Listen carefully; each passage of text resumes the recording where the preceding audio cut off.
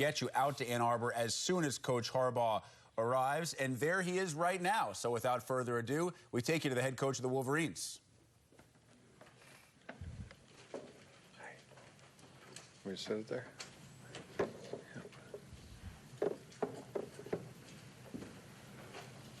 Start in front here with Steve. Hey, Steve. Hi, how you doing? Good. I want to talk to you first about Michael Joe. Yeah. What he's giving you, special teams, he obviously had a block in the last game, and also what he does in the classroom. We got his first catch last week. It was great to see. And he had a blocked punt this week that resulted in a touchdown. Great to see. He's consistently been our second year in a row, our smartest player on the team in terms of grade point average. He's already graduated in mechanical engineering, and he's on track to do his master's in 1 year instead of the normal 2. So he's cutting that in half. He's really good at figuring things out, as you would expect from a mechanical engineer. Great teammate. Really happy, for his on-field success now as well. And then also Eric Magnuson, if you could assess his play through 3 games and also the spirit that he brings to your team. Yeah, Mag's good in both those regards. Has long brought a lot to our team. He's probably been our most consistent, best pass protector so far. Likeable guy. Everybody likes Mags. He's a good leader and a good guy. Genuine, down-to-earth, good person. Stay in the front here on the left, John. Coach, 2 turnovers through the non-conference, only 10 penalties. Can you assess the job that you feel like your team's done in those areas? Those 2 areas have been good. We're getting turnover margin has got to be on the plus side. I don't know exactly what it is, but I think we're on the plus there, and I think we're playing. And we had a few penalties more this past week than we have had. So I think we're playing good, legit, penalty-free for the most part football. Coach, we'll go on to this right side here in front, Larry. See, I don't just give one-word answers. That would have been a perfect time to just say we've been good in those 2 areas. But tried to elaborate. Tried to. Now you're warmed up. Hope I get some credit for that. Coach, special teams, do you track deflections? Because your totals don't show some of the deflections you've done. And also, if you could talk about how you maybe force teams to now do different game planning. I mean, the splits that Colorado had on that one punt was different. How much of an asset special teams is becoming? Deflections, you're talking about PBUs or punt blocks? If you get your hand on a punt, it goes 10 yards. It's not a block. I mean, you've had Right. some of those. I mean, you track those like in practice or games. Is that a? I know we've had three deflections, right? That they don't count as blocks, predicated on whether it goes over the line of scrimmage or not. Seems like they track everything else statistically. That seems like something that'd be a good thing to track. And how special teams so far has become an asset, maybe other than a couple field goal attempts in the last game? Yeah, it's you set out to win 2 out of the 3 phases in a football game: offense, defense, and special teams. Be in the 3 phases, and you'd like to win all 3, but if you can win 2 out of the 3, usually in a football contest, you'll win the game. Special teams have been contributing greatly. It was our best unit this past game. Back over to your left here, Coach Chris. Coach, what do you like about your defense after 3 games, and where do you still feel like you have to improve? Just like our defense in all regards. We've gotten hit by a few post patterns. The post corner post move got us this past week. So the big plays, we've given out some big plays, but I'm very pleased with how our defense is playing, and our defense has generated big plays, big hits, momentum changing drive stops and turnovers. I think our defense is doing extremely well. I love watching them. I love watching standing over there, and there's times I should be thinking about what to do in the next series. But I like watching our guys play. I really watch the way our defense is running to the football and the way they're flying around and hitting. They're a fun unit to watch. You've encouraged, obviously, always two-way players, three-way players if possible. But Jabril, you've had Marusik and different guys like that. Jabril being a linebacker and a return man seems pretty unique. Over all your years either as a player, have you seen someone kind of with that combination? I mean, that seems pretty unusual, right? I suppose. I mean, I can't think of another player like Jabril that I know there's not another player that I've coached like him. The unique thing is all the positions that he can play. I mean, when you start counting them, it would be safety, it would be corner, it would be nickel, it would be outside linebacker, it would be slot receiver, it would be wildcat quarterback, running back, kick returner, punt returner, gunner, hold up. That's 11 or 12 right there. So, and I know there's others he could do and do well, but those are all the things he's done already here for us. So, and that being said, he's done them all well. And also, that being said, there's other positions he could do and be good at. So, yeah, he's a special type of athlete, special type of football player. And we're really happy for his success this past game. I know he was our defensive player of the game. He was our special teams player of the game. I also believe that he was the Big Ten special teams player of the week and defensive player of the week. Deservedly so. Rare, special. Also on that first one, Shane was in the game and pocket. What was kind of the line there, sort of, having Shane in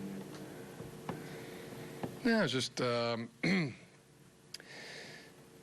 think people expected us maybe that we might rotate quarterbacks in the first game, and we didn't, or the second game. So didn't think they'd be expecting it as much the third game. And wanted some things that Shane does well and some things that John O'Corn does well. We wanted to highlight him and get him a chance to do some of those things. And we always have those options going forward, and it's good for your opponent to know that you have those options going forward. Coach in the back center. I'd like him to think that all things are possible. Coach, how is preparing for a Big Ten opener any different, if at all? Is there a different type of energy, a different type of enthusiasm, a different type of feel at all when you prep for a conference opener? You know, the way we've looked at it, we're going to have to be at our best every single week. So we assessed the schedule from the start of the schedule. Every opponent that we played was going to have to be treated with the utmost respect. Preparation was going to have to be precise and locked in and focused to give ourselves the best chance to be successful in the football game. So that's the way we treated game 1, game 2, game 3, game 4 now. And then we're going to have to treat every team on our schedule with that kind of respect. As a big game, as a championship game. That's the way we're going about it. Every game is a big game. Every game's a championship game on our schedule. Jim. Back right, Mike. Grant on the punt block touchdown, he actually was about 35 yards down the field when that ball was blocked. Yeah. And to come back and get it. And then on Harbaugh's touchdown, he had 2.5 blocks maybe. Can you just talk about how important he's become for this team? It seems like he's making a lot of big plays that maybe we don't see, but he's there doing it. Yeah, you know, which just comes to mind. I was at my wife, Sarah, we had our doctor's appointment this morning, and our doctor, Deb Berman, did the long appointment, the hour ultrasound, and proud to report everything is hitting right down the middle of the strike zone. But she was talking about that play, and she called it slippery watermelon. And I thought that was really, really good. So I'm kind of still laughing to myself about the way she phrased that. It, you know, the ball, it was loose. I mean, a lot of people had their hands on it. It was kind of the slippery watermelon. And by the time Grant got there, I mean, it was still loose, and he picked it up and put it in the end zone. And you know, if your special teams can score a touchdown for you, your defense can. Those are huge plays in a ball game, and we've gotten that in a couple different ball games now. So special teams scoring 14 points. Special teams put up 14 points in that ball game. That was it's outstanding. You know, really proud of our guys, players, and our coaches that are just doing a fantastic job with the special teams, and you hope to count on that now weekly as a weapon. Now you're not going to get 14 points a game, but you know, they're really playing well in all, you know, the coverage units, the return units, and we've been kicking the ball really well. This game we were a little out of sync kicking the ball, but I think we'll get that improved this week. Jim, I saw you had Jordan warm up again Saturday. Was that a game time thing for you to hold him out, or is he close? Yeah, no, we knew he wouldn't be playing this past ball game, but hopeful that he'll play this week. Is he? Jordan said he thought maybe he was a little frustrated last week, Jordan, because he just hasn't been in. He worked so hard this offseason. Are you? Mm-hmm. What are you sensing from him? You know, we know he's a pretty level-headed kid, but mood-wise, how's he been through all this? Well, I mean, just personally, I've found that that the only time football isn't fun, you know, if you don't win, and also if you're just not 100%, you know, you get some, and it's not if it's a broken leg, that's one thing, you know, a broken arm, and you know you know, just bad luck and you're out, but you know, when it's that thing that, you know, it's just the nagging thing that you're dealing with, and you know, it's not something it's not broke, you know, but it's just as real, and but he's doing a fantastic job. The guy's been a stud. Jordan's been a real stud in his, you know, in everything that he's done, every preparation he's made in the off season, and everything that he's doing now, you know, to put himself in a position to have success. It's all been A++, and very hopeful that this is a week that he can get back there out on the field and play, and reap some of the rewards of all that hard work that he's put in.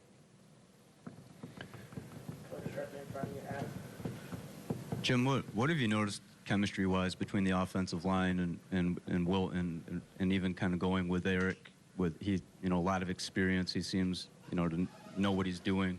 Does a good job at it. What have you noticed that chemistry between those guys? I think it's been good. I think they work well together.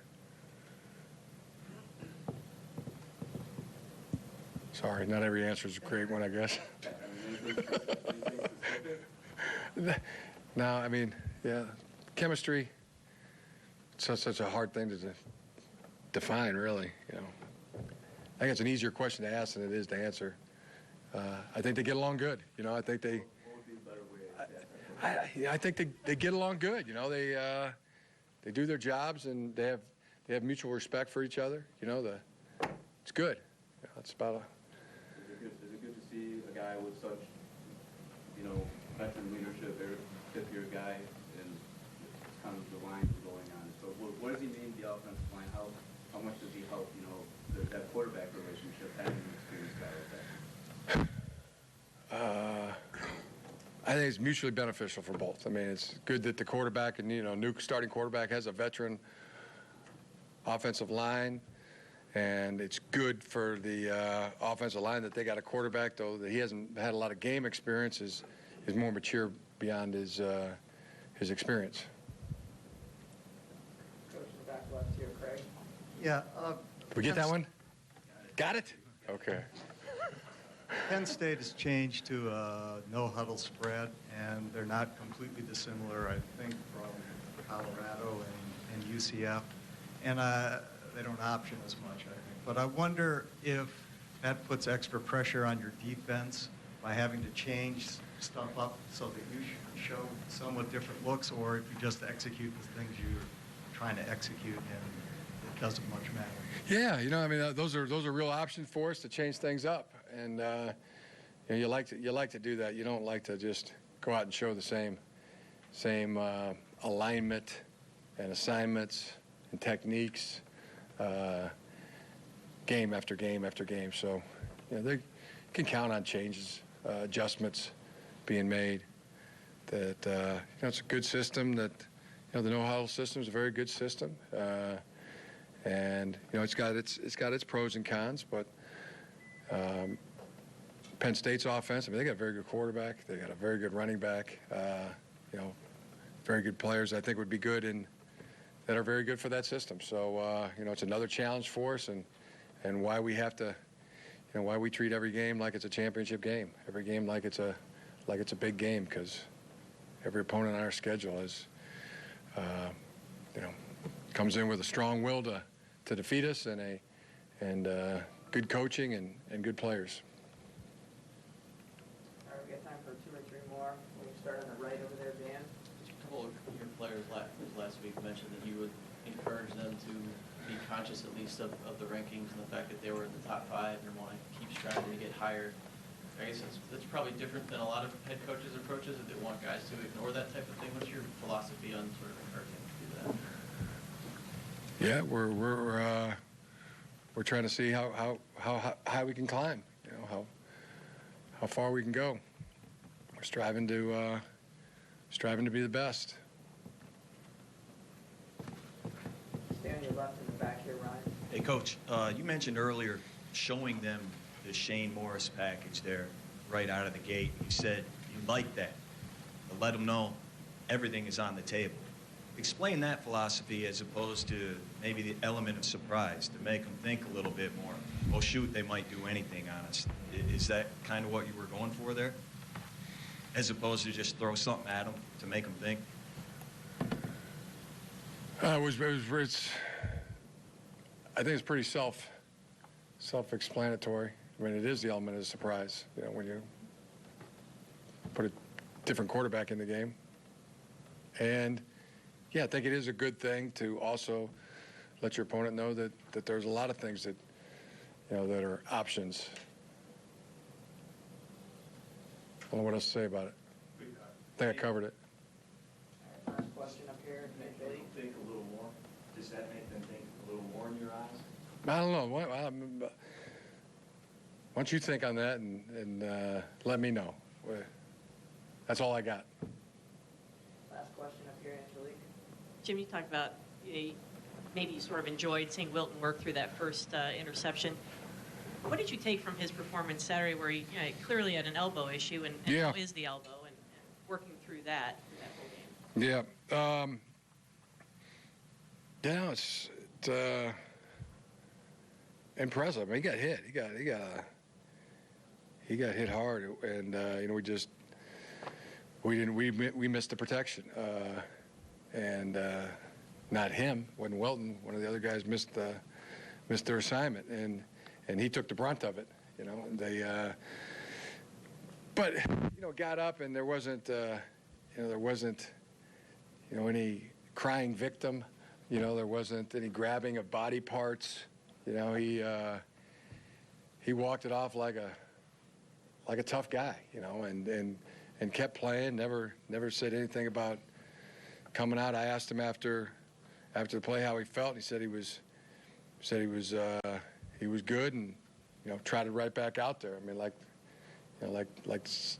tough guys do. And as it went through the game, you could tell he wasn't 100%. But you know, this isn't track. You know, this is football, and playing the quarterback position. That's part of the game. But I just thought he showed a lot, you know, to his teammates, and I know you know, it's another rung, you know, you grab, you know, and raise yourself up in the respect in the eyes of others, and you know, that was his opportunity to do it, and he did it. So yeah, he goes up another rung in our esteem. update on Taco and Brian? No, getting better though. Getting better. You know, could be graduating this week to back out of the training room and then onto the field. Could be. We'll see. We'll hope. Again, you know, when we talk here on these Mondays, haven't seen him practice yet. All right. Thanks, Coach. Okay, thanks. Welcome players in here momentarily. Those who run track might not be too pleased with Coach Harbaugh's press conference. And other than the fact that he didn't like the one question about the element of surprise in using both quarterbacks, Jim Harbaugh seemed like he was in a pretty good mood today, and understandably so after a 3-0 start through the non-conference. What'd you take away from what you heard? Well, first of all, he's in a good mood. I have to watch him all the time. He really likes the term slippery watermelon. I have a feeling that's not the last time we've heard that. How could he not be impressed with Peppers? And he really, really likes to watch the defense practice. Yeah, I thought that was an interesting take. A guy who's an offensive mind, a quarterback whisperer, if you will, Dave. Yeah. And he likes to watch what guys like your former position used to do with defenses. Yeah, well, he's the head coach. You better be watching him. You know, that would be... But he likes what he sees. That's the more important part. But he likes what he sees. And you know what? He's happy to have that Colorado game behind him, I promise you, and get on to the Big Ten schedule and move forward. And they move forward with the start of Big Ten play this weekend at home against Penn State in the conference opener for both the Wolverines and Nittany Lions. We are